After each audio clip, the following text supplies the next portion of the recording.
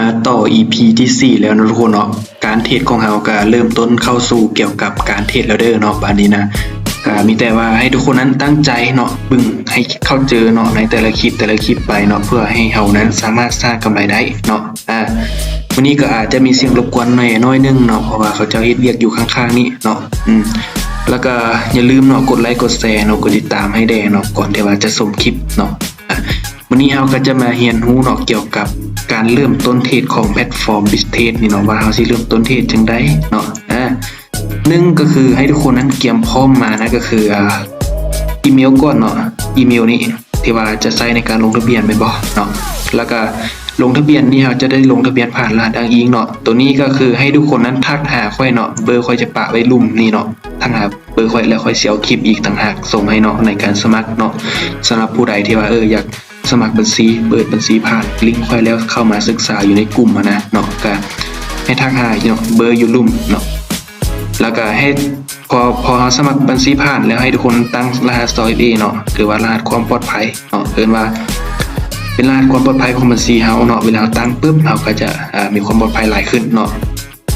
และก็การยืนยันตัวตนเนาะแนะนำให้ยืนยันตัวตนพร้อมเลยเนาะสำหรับผู้ใดที่มีบัตรเอกสารยืนยันตัวตนนะเนาะเส้นบัตรประจำตัวใบขับขี่เนาะผู้ใดมีก็ให้เอาไปยืนยันเลยเนาะ2อย่างนี้ให้ทุกคนเลือกอันใดอันหนึ่งเนาะที่ว่าเอาไปยืนยันก็ได้คือกันเนาะตัวนี้นะเพราะว่าคำว่าเฮายืนยันปึ๊บเวลาเฮาแจ้งหาซัพพอร์ตเนาะเพิ่นก็จะแก้ไขให้เฮาได้ตัวอย่างเฮาลืม 2FA บ่ถอนเงินบ่ได้บ่อย่างต่างๆนะเฮาก็แจ้งหาซัพพอร์ตได้เนาะเราก็สามารถให้เพิ่นแก้ไขให้ได้เนาะ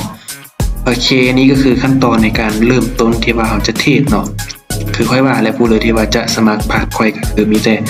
ทักหาเบอร์ลุ่มสุดเนาะลุ่มอยู่ลิงก์ลุ่มนี่แหละเดี๋ยวเฮาไปข้อต่อไปเลยเนาะมาเข้าเจอกับข้อนี้เนาะก็คือเข้าใจกติกาเนาะและการฝึกเทรด Binary Option เนาะคือชนะนี่หมายความว่าเราจะได้กำไรบวกทุนเนาะตัวอย่างเขาออก10เหรียญเนาะ10 USD เนาะกดซื้อไปหรือว่ากดขายก็ได้ภายในเวลาที่ว่าเพิ่นกำหนดไว้เนาะ30วินาทีนี้ถ้าว่ามันขึ้นเนาะแสดงว่าเราชนะถ้าว่ามันขึ้นแล้วเราซื้อนะเราซื้อไปปึ๊บเนาะซื้อไปปึ๊บแล้วมันขึ้นก็แสดงว่าเราชนะถ้าว่าโกงกันข้ามเนาะมันล้มแบบนี้มันล้มเด้ก็เอิ้นว่าเราแพ้เนาะคำว่าแพ้เด้แบบนี้แพ้หมายถึงกับการว่าเสียเงินเนาะคำว่าแพ้นี่ว่าเสียเงินเนาะตัวอย่างทุกคนเราก็เดิน10เหรียญไปเนาะกดขายเนาะภายในเวลาที่ว่าเพิ่นกำหนดไว้เนาะก็คือ30วินาทีมันล้มก็แสดงว่าเราชนะแต่ว่าคำมันขึ้นเด้ก็แปลว่าเราแพ้เนาะก็เข้าใจง่ายๆแบบนั้นเลยและเสมอเด้เนาะเสมอนี่หมายถึง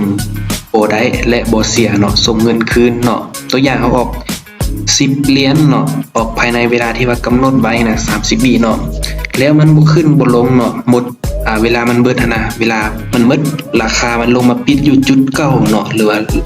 จุดที่ว่ามันเปิดนะราคาเก่าปึ๊บเอิ้นว่าเสมอเนาะอันนี้คือเขาเจอง่ายๆเลยเนาะมาเบิ่งรูปภาพตัวจริงเนาะว่าเขาสิฮู้ได้จังได๋บัดนี้นะคือตัวนี้เนาะตัวอย่างก็นี่นะว่าเราจะฮู้ได้เนี่ยได้ว่ามันสิขึ้นหรือสิลงตัวอย่างทุกคนนั้นกดขายเนาะตัวนี้กดขายปึ๊บกดเซลไปในราคา 100,000 เนาะ 100,4,182 เนาะแล้วราคามันลงเกินราคานี่บ่ 104,176 เนาะตัวนี้82มันบ่ตัวนี้76ก็เอิ้นว่าเฮาวินไปเนาะเพราะว่าราคามันหลุดจากราคาที่ว่าเฮากดออเดอร์กันเด้เนาะคำว่ามันขึ้นกายเด้ขึ้นกายปึ๊บก็แปลว่าเฮาเสียเนาะแล้วออเดอร์บายเด้ออเดอร์บายก็เช่นเดียวกันเนาะเวลาทุกคนนั้นกดซื้อเนาะอยู่ในราคา 104,302 เนาะแล้วราคามันเกินราคา302เนี่ยนะบอกเกินราคาขึ้นมา312ก็แปลว่าเฮาวินเนาะคำว่าราคามันบ่ขึ้นเกินนี่เด้ก็แปลว่าเฮาเสียเนาะ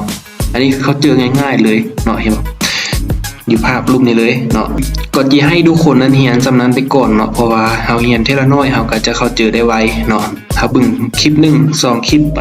เบิ่ง 2-3 รอบเฮาก็จะเข้าเจอแล้วเนาะสำหรับการเทรดBinary Optionนี้เนาะคำว่าเฮาเบิ่งแต่คลิปเดียวแล้วเฮาเอ็ดคลิปยาวๆบัดเดียวนะทุกคนอาจจะบ่เข้าเจอไว้เนาะสำหรับคลิปนี้ก็มีแต่ว่า2อย่างนี้ไปก่อนเนาะการสมัครเนาะแล้วก็เอาเข้าเจอกติกาการเทรดของมันก่อนเนาะแล้ว EP ที่5เนาะเฮาสิมาต่อตัวนี้เนาะเขาจิมาว่าเรื่องฝึกเนาะฝึกเงินเดโมกับฝึกเงินจริงเนาะมันมีความแตกต่างกันแนวใดเนาะ ฝึกเงินจริงเนาะมันมีความแตกต่างเนาะได้เนาะแล้วเราไปต่อ EP ที่5แล้วคุณเนาะฝากคลิปนี้ก็ฝากไปประมาณนี้ก่อนเนาะฝากทุกคนนั้นกดติดตามกดไลค์กดแชร์ให้แน่เนาะเพื่อจะเบอร์พลาดบทเรียนต่อไปเนาะมีแต่ว่าสำนี้ได้ทุกคนเนาะเดี๋ยวรอบหน้าหรือว่า EP หน้าก็พบกันมื้อทุกคนเนาะ